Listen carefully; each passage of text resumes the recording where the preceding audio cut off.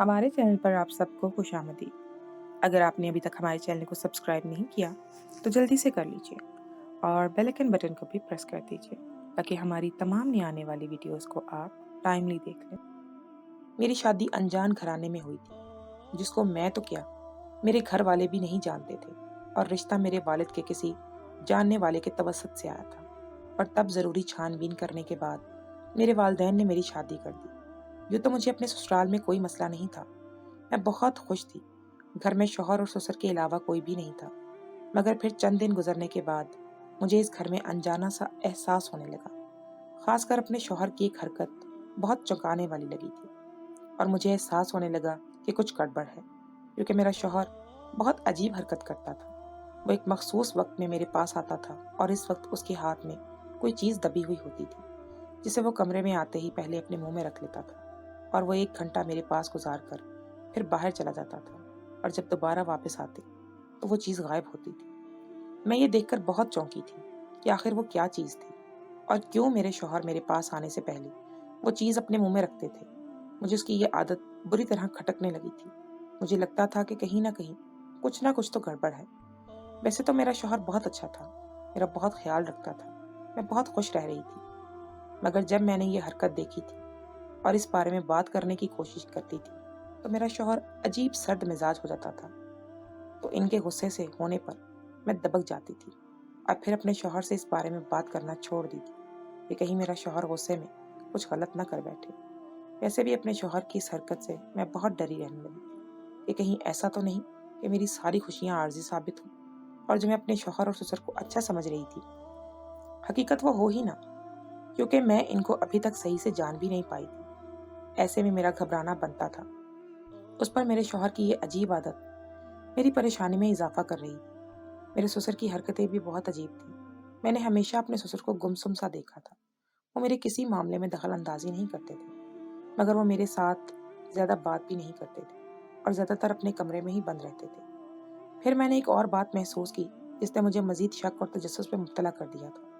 وہ یہ کہ جب کبھی میں گھر میں کسی کام میں مصروف ہوتی تھی تو میرے سسر میرے شوہر کو اپنے پاس بلا لیتے تھے، اور اس کو نہ جانے کیا کہتے تھے، کیونکہ جب بھی میں ان کے پاس جاتی تو وہ فوراً ہی خاموش ہو جاتے تھے۔ ان دونوں کا یوں مجھے دیکھ کر اچانک خاموش ہونا مجھے بہت برا محسوس ہوتا تھا، مگر میں کچھ کہہ نہیں پاتی تھی۔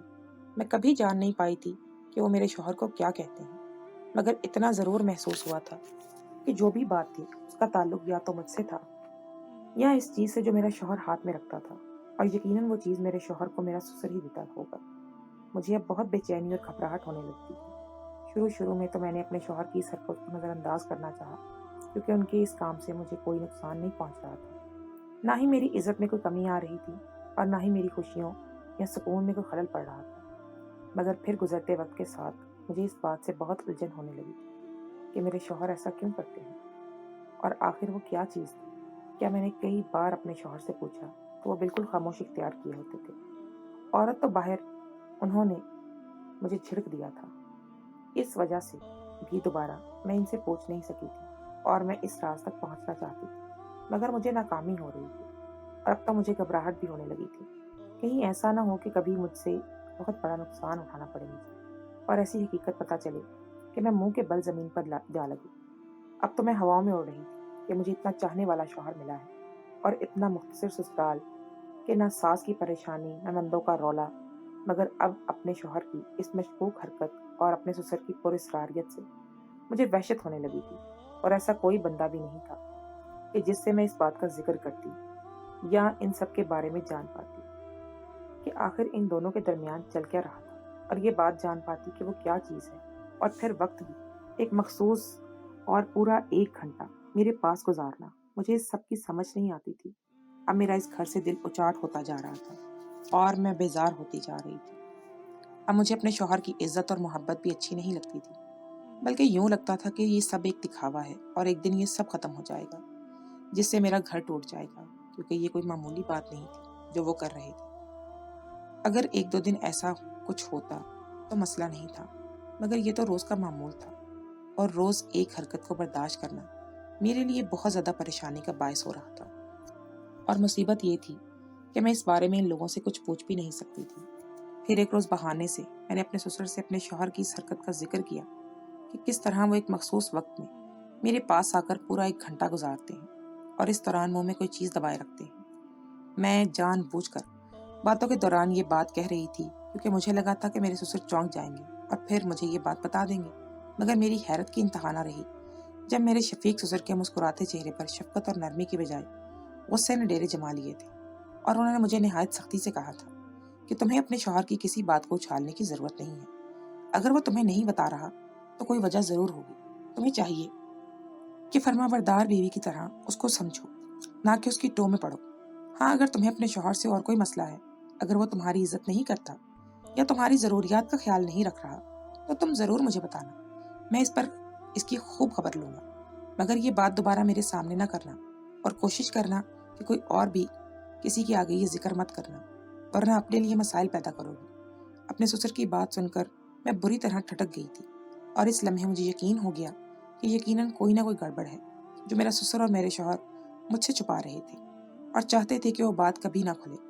مجھے احساس ہوا تھا کہ وہ بظاہر جو دکھتے ہیں اصل میں ویسے نہیں ہیں، اور یقیناً ان کے اندر کوئی کھچڑی پک رہی تھی، تبھی انہوں نے مجھے اتنی سرد مہری سے ٹوکا تھا۔ سسر کے ڈانٹنے پر میں خاموش ہو کے رہ گئی تھی۔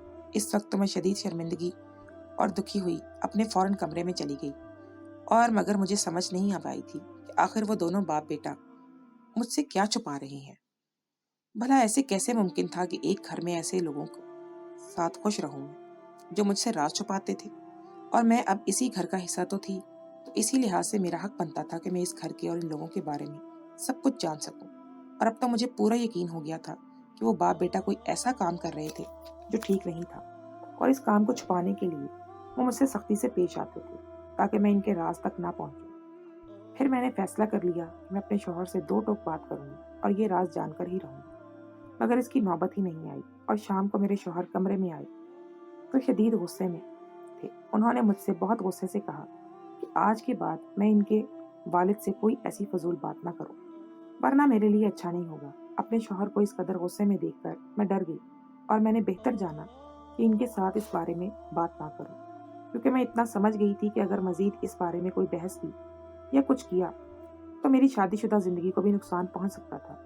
لہٰذا بہتر یہی تھا کہ میں خاموش رہوں اور ان باپ بیٹے کے ساتھ دوبارہ اس بارے میں کوئی بحث کر کے اپنے لیے مشکلات پیدا نہ کروں، مگر اس بات کو چھوڑ دینا بھی میرے لیے آسان نہیں تھا۔ تبھی میں نے ارادہ کر لیا کہ خود ہی کسی طرح اس راز تک پہنچنا ہے، اور اس وقت اپنے شوہر کو ٹھنڈا کرنے کے لیے میں نے ان سے معافی مانگ لی اور کہہ دیا کہ آج کے بعد میں اس بارے میں کوئی بات نہیں کروں گی، اور جیسے وہ چاہتے ہیں میں ویسے ہی رہوں گی۔ صرف اتنا ہی نہیں، پھر اس کے بعد میں نے گھر کے کاموں میں خود کو مصروف ظاہر کرنے کی کوشش کی تاکہ ان کو بھی یہی لگے کہ واقعی میں نے ان سے اس بات کی فکر چھوڑ دی۔ میں اس روٹین کو دیکھ کر میرے سسر اور میرے شوہر پرسکون ہو گئے۔ ان کو لگا تھا کہ شاید اب میں سدھر گئی ہوں اور ان سے کسی بھی معاملے میں دخل نہیں دوں گی، مگر اندر ہی اندر میں اس کھوج میں لگی ہوئی تھی کہ اصلیت جان سکوں، مگر ابھی تک مجھے کوئی کامیابی نہیں ملی تھی۔ لیکن پھر ایک روز مجھے موقع مل گیا جب دفتر سے آنے کے بعد میرے شوہر ہاتھ میں وہی چیز دبائے کمرے میں داخل ہوئے، اور اسی دوران ان کو آفس سے کال موصول ہوئی کہ ان کے آفس میں کوئی مسئلہ ہو گیا تھا اور ان کو فوراً پہنچنا تھا وہاں۔ تب بے دھیانی میں میرے شوہر نے وہ چیز کوٹ کی جیب میں رکھی اور کوٹ وہیں بھول کر جلدی میں آفس چلے گئے۔ تب ان کے جانے کے بعد میں نے جیب سے وہ چیز نکالی تو دیکھ کر میرے ہوش اڑ گئے، کیونکہ وہ چیز میرے والد کالج کے پروفیسر تھے۔ یوں تو پیسے کی کوئی کمی نہیں تھی، مگر یکے بعد دیگرے 7 بیٹیوں کی پیدائش نے میرے والد کی کمر جھکا دی تھی، اور تب ان کی تنخواہ کم پڑنے لگی تھی، اور اس پر یہ کہ 7 بیٹیوں کا بوجھ اور بیٹا ایک بھی نہیں تھا جو کہ ان کا سہارا بنتا، ان کا بوجھ بانٹ سکتا۔ مگر شکر تھا کہ میرے والد اور باپوں کی طرح جاہل نہیں تھے کہ اپنی بیٹیوں کو بوجھ کہتے اور ان سے نفرت کرتے، بلکہ میرے والد نے ہم بیٹیوں کو بہت پیار سے پالا تھا، اور بیٹے کی شدید خواہش کے باوجود بھی کبھی ہمیں یہ بات محسوس ہونے نہیں دی کہ انہیں بیٹیوں سے زیادہ بیٹے کی چاہت تھی، بلکہ اپنا پیار اس طرح لٹایا تھا کہ جیسے انہیں صرف اور صرف بیٹیاں ہی چاہیے تھیں۔ میری ماں نے بھی ہماری تربیت اور پیار میں کوئی کمی نہیں چھوڑی تھی۔ اپنے والدین کی محبت اور توجہ نے ہم بہنوں کو بہت پراعتماد بنا دیا تھا، مگر جوانی کی دہلیز پر قدم رکھتے ہی میرے باپ کے جھکتے کندھے ہم بیٹیوں کو احساس دلانے لگے تھے کہ بیٹیوں کو پالنا اتنا آسان نہیں تھا۔ میرے والدین نے ہم بیٹیوں کو واقعی خاطر بہت مشکلات جھیلی تھی، اور مزید بھی ان کی پریشانی بڑھ گئی تھی क्योंकि अब हम बहनों की शादियों की उम्रें हो चुकी थी और हमारे घर रिश्ते नहीं आ रहे थे कि लोग बस इसी घर में अपने बेटों का रिश्ता जोड़ना चाहते थे जहाँ इन्हें अच्छा जहेज मिले और लड़की का मैका मजबूत हो। जबकि मेरे बाप के घर में ऐसा कोई हिसाब नहीं था। ना ही वो बहुत अमीर थे और ना ही उसके कोई कमाऊ भूत बैठे थे जो बाप के बाद बहनों का सहारा बनते।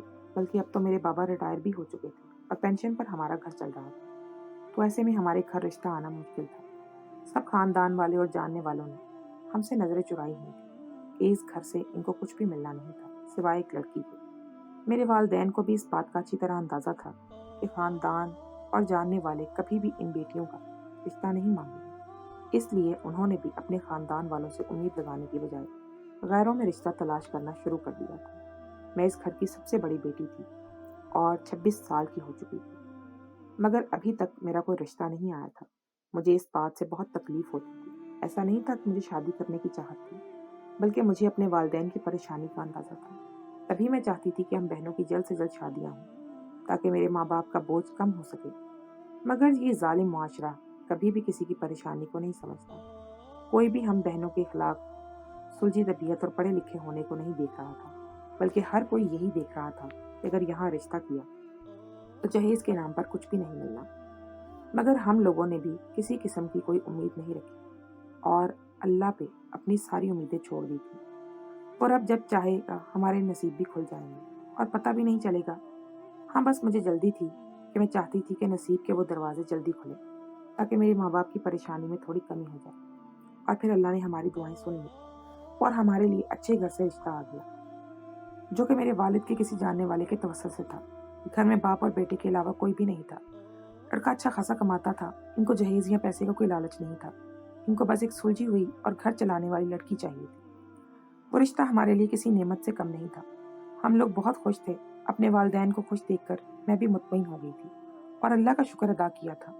फिर मेरे वालिद ने ज़रूरी छानबीन करके इन लोगों को हाँ कर दी और यूं मैं ब्याह कर इस अनजान घर में आ गई। शादी के वक्त तो मैं बहुत घबराई हुई थी, मगर शादी के बाद जब शौहर की तवज्जो और इज्जत मिली तो मेरा खौफ दूर हो गया और मैं बहुत खुश रहने लगी थी और अपनी किस्मत पर रश्क करने लगी थी। सिर्फ इतना ही नहीं, मेरे शौहर और मेरे ससुर ने मेरी शादी के बाद मेरी बहनों के लिए भी अच्छे अच्छे रिश्ते ढूंढने शुरू कर दिए थे और इस काम में वो मेरे बाप का पूरे दिल से साथ दे रहे थे। मुझे बहुत खुशी होती थी कि जब मुझे इतने इज्जत करने वाला शौहर और ससुर मिले थे। मेरी जिंदगी में खुशियां ही खुशियां थी।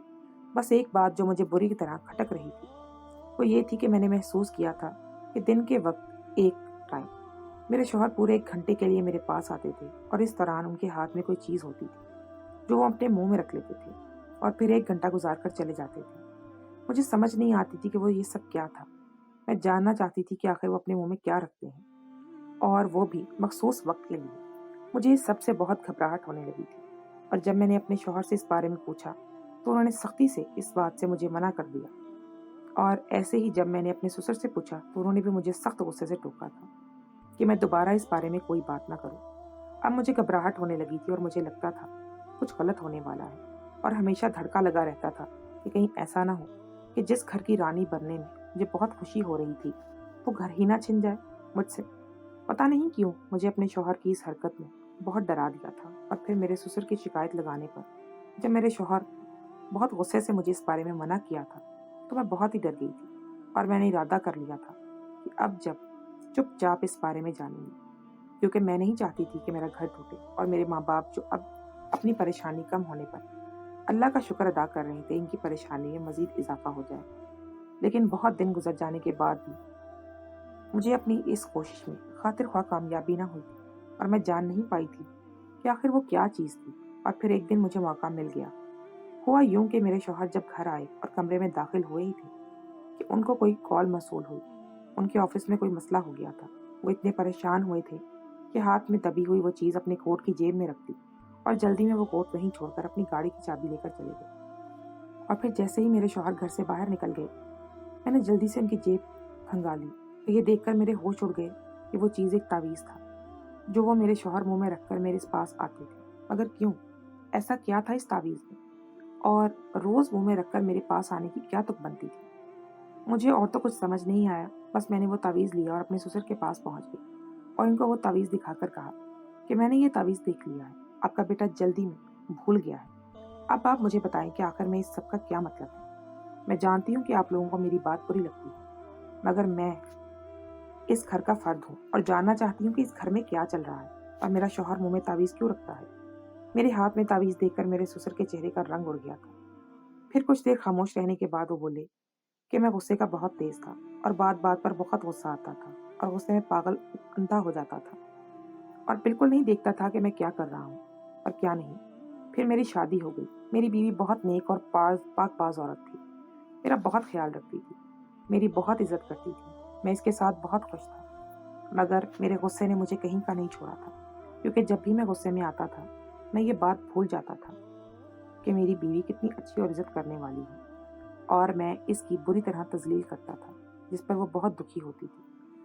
شروع میں تو میرا غصہ ٹھنڈا ہونے پر میں اس سے معافی مانگتا تھا اور وہ بھی مجھے معاف کر دیتی تھی، مگر گزرتے وقت کے ساتھ ساتھ میرے غصہ کرنے سے اس کو مجھ سے بد دل کر دیا تھا۔ وہ دن بدن مجھ سے دور ہوتی جا رہی تھی اور اس بات پر بجائے اس کے کہ میں احساس کرتا، میرا غصہ آسمان کو چھونے لگا تھا اور مجھے لگتا تھا کہ اب وہ مجھ سے بیزار ہو کر کسی اور مرد میں دلچسپی لے رہی ہے، اور میرے شک نے مجھے اندھا کر دیا تھا اور میں یہ بھی بھول گیا تھا کہ میں بچوں کا باپ ہوں۔ اور تبھی ایک روز جب میں آفس سے گھر اپنے فون کیا اور میری بیوی نے کسی وجہ سے میری کال نہیں اٹھائی، تو مجھے لگا وہ یقیناً اس وقت کچھ غلط کر رہی ہے اور میری کال نہیں اٹھا رہی۔ تو میں نے بنا سوچے سمجھے غصے میں پاگل ہوتا گھر پہنچا اور اپنی بیوی پر تہمت لگا دی اور اس کو بہت بری طرح ذلیل کیا۔ میری اس حرکت سے میری بیوی اتنا دکھ پہنچ رہا تھا اس کو کہ اس نے میری نومولود بچی کو لیا اور اپنے میکے چلی گئی اور مجھ سے طلاق لی۔ میں بھی اس وقت غصے میں اور شک سے اندھا ہو چکا تھا اور کچھ بھی سوچے سمجھے بغیر اس کا مطالبہ پورا کر دیا۔ مگر جب میرا غصہ ٹھنڈا ہوا تو مجھے احساس ہوا کہ میں بہت غلط کر بیٹھا تھا اور اپنے غصے اور شک سے اپنا گھر اجاڑ دیا اور اپنی اتنی اچھی اور نیک بیوی کو بھی کھو دیا تھا۔ صرف اتنا ہی نہیں، اپنی بیٹی کی جدائی بھی مجھے سہنی پڑی، کیونکہ میری بیوی نے صاف کہہ دیا تھا کہ وہ مجھ جیسے شکی مزاج مرد کو کسی صورت اپنی بیٹی نہیں دے سکتی، جبکہ بیٹا اس نے میرے پاس ہی رہنے دیا، یہ بول کر کہ یہ تمہاری ہی طرح کا ہے۔ اس سے پہلے کہ یہ جوان ہو کر اپنی ماں اور بہن کو ذلیل کرے، میں ابھی اس سے دستبردار ہوتی ہوں، اور تب میں نے اپنے بچے کو ماں سے محرومی سہتے دیکھا ہے، اور ہر لمحہ مجھے یہ احساس مارے رکھتا تھا کہ میرے غصے کی وجہ سے نہ صرف میرا گھر ٹوٹا ہے بلکہ میرا بیٹا بھی اپنی ماں کی محبت سے محروم ہو گیا، اور میں آج تک اپنی بیٹی کی شکل بھی نہیں دیکھ سکا تھا۔ مجھے تو یہ بھی معلوم ہے نہیں کہ اب میری بیٹی کہاں ہے اور کس حال میں ہے۔ بہت بار میں نے اپنی بیوی کو تلاش کرنے کی کوشش کی، صرف اور صرف اس لیے کہ میں اپنی بیٹی سے مل سکوں اور اپنے بیٹے کو اس کی ماں سے ملوا سکوں، مگر جانے وہ کہاں کھو گئی تھی کہ مجھے آج تک نہیں ملی، اور میں بیٹی کے لیے ترستا ہوں اور میرا بیٹا اپنی ماں کے لیے۔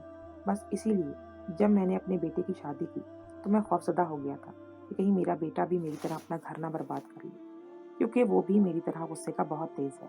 تبھی مجھے ایک پیر صاحب ملے، انہوں نے مجھے تعویذ دیا اور کہا کہ اپنے بیٹے کو دینا اور بولنا کہ دن کے ایک وقت کو مخصوص کر لے، اور اس وقت میں یہ تعویذ اپنے منہ میں رکھ کر 1 گھنٹہ اپنی بیوی کے پاس رہے، اس سے اس کا غصہ ٹھنڈا رہے گا اور وہ اپنی بیوی کو برا بلا نہیں کہے۔ اس لیے میں تمہیں بھی روکتا تھا کہ نہ تم اس معاملے میں پڑو اور نہ ہی تمہارا شوہر غصے میں آ کر کوئی غلط قدم اٹھائے۔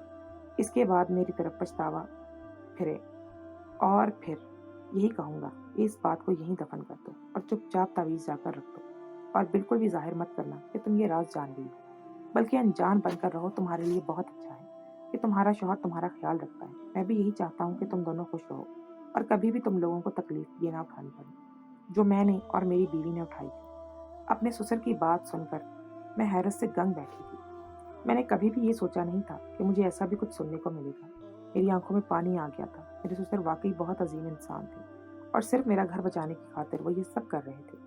میں نے اپنے سسر کا شکریہ ادا کیا اور ان سے وعدہ کیا کہ میں ایسا ہی کروں گی اور اپنے شوہر پر بالکل بھی ظاہر نہیں ہونے دوں گی کہ میں ان کا راز جان گئی ہوں۔ تو میرے سسر نے مسکرا کر میرے سر پر ہاتھ پھیرا اور مجھے خوش رہنے کی دعا دی، اور میں دل ہی دل میں یہ عہد کرتی ہوئی اپنے کمرے میں آئی تھی کہ میں اپنے پہلے سے زیادہ شوہر اور سسر کی خدمت کروں گی اور ان کے غصے کو بھی نظر انداز کروں گی کہ میرے لیے اتنا ہی کافی تھا۔